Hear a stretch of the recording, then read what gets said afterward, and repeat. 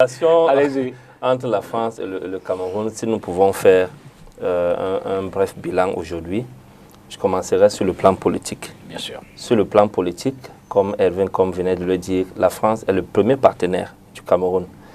Et avec le temps, la situation s'est même aggravée parce qu'on est aujourd'hui dans un contexte où on interpelle un président français, je parle de M. Macron, et on lui dit, Monsieur Macron, est-ce que vous savez qu'il y a des génocides dans le nord du Cameroun? Il dit, oui, je sais. Monsieur Macron, est-ce que vous savez que monsieur le leader de l'opposition Kamto a été arrêté? Il dit, oui, je sais. C'est un meeting du MSC. Monsieur Macron, est-ce que vous savez ceci? Vous savez que les droits de l'homme ne sont pas respectés au Cameroun? Il dit, oui, je sais. Je m'en occupe. Je m'en occupe. J'ai appelé le président Paul Biya. Je lui ai ordonné de libérer Kamto et tout. Donc voilà à quoi résument les relations politiques entre le Cameroun et la France aujourd'hui.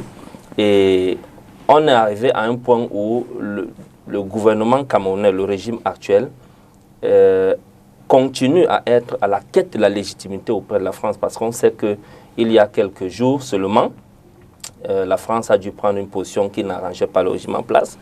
Et puis on a vu certains militants, on ne sait pas si c'était les militants du RDPC, je préfère être honnête, mais on a vu des gens aller sous la houlette de certains cadres quand même du RDPC manifester devant l'ambassade de France. On est arrivé à ce niveau aujourd'hui dans les relations politiques avec la France.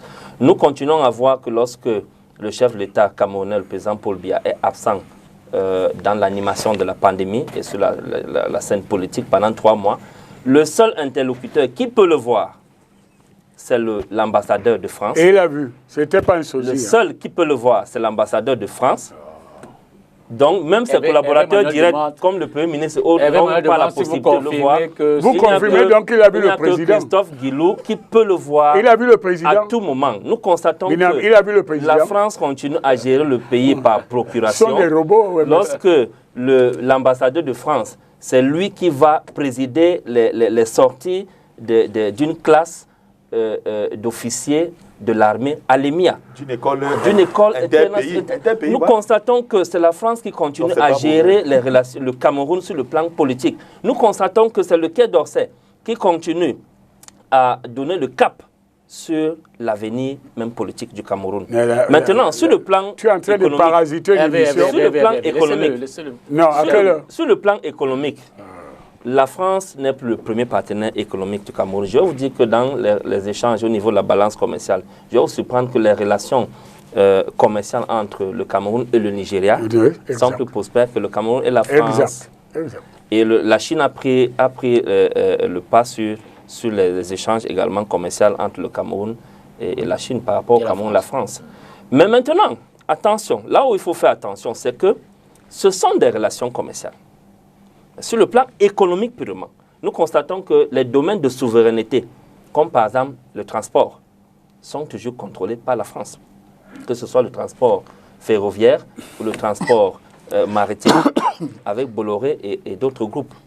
Nous constatons que par exemple le bitumage de nos routes, axes principaux, est toujours contrôlé par les Français, les entreprises françaises, telles que les Razel, les Satom, qui sous-traitent aux Chinois, dans la construction des ponts importants. Nous constatons également que des domaines de souveraineté, comme par exemple les télécoms, nous savons que la France a toujours la main mise avec Orange. C'est pas vrai. Nous savons que sur le plan, par exemple, de la sécurité, s'il y a 10 instructeurs à l'EMIA, il y a au moins 5 Français dedans. Et nous savons qu'au moins 70% de nos officiers d'armée sont formés dans des écoles militaires en France.